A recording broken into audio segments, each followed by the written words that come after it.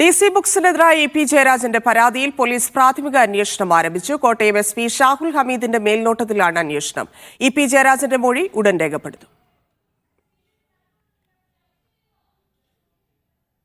ഇപിയുടെ പേരിലുള്ള പുസ്തകം സർക്കാരിനെയും CPM-നെയും പ്രതിരോധത്തിലാക്കിയ സാഹചര്യത്തിലാണ് വേഗത്തിലുള്ള പോലീസ് നടപടികൾ.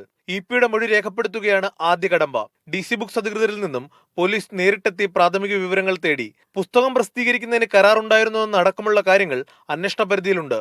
വ്യാജരേഖ ചമക്കൽ, ഗൂഢാലോചന, ഭൗതിക സ്വത്തവകാശ ലംഘനം എന്നീ കുറ്റകൃത്യങ്ങൾ നടന്നിട്ടുണ്ടോ എന്നും അന്വേഷിക്കും. പുസ്തകത്തിന്റെ PDF ചോർന്നത് എവിടെ നിന്നാണെന്നും അന്വേഷണ സംഘം പരിശോധിക്കും. പ്രാഥമിക അന്വേഷണത്തിന്റെ പരിധിയിൽപ്പെടുന്ന എല്ലാ വശങ്ങളും നമ്മൾ പരിശോധിക്കും. ആവശ്യമായ മൊഴികളെല്ലാം രേഖപ്പെടുത്തും. പ്രാഥമിക അന്വേഷണ റിപ്പോർട്ട് 20-ന് മുമ്പ് DGPക്ക് സമർപ്പിക്കും. ഇതിനുശേഷം മാത്രമേ ആവശ്യമെങ്കിൽ FIR രജിസ്റ്റർ ചെയ്യൂ. അതേസമയം പോലീസ് അന്വേഷണത്തിൽ തങ്ങളുടെ വിശ്വാസത തെളിയിക്കേണ്ടത് DC ബുക്സിനും EP ജയരാജനും ഒരുപോലെ നിർണായകമാണ്. ജോസി ബാബു, മീഡിയ 1, കോട്ടയം.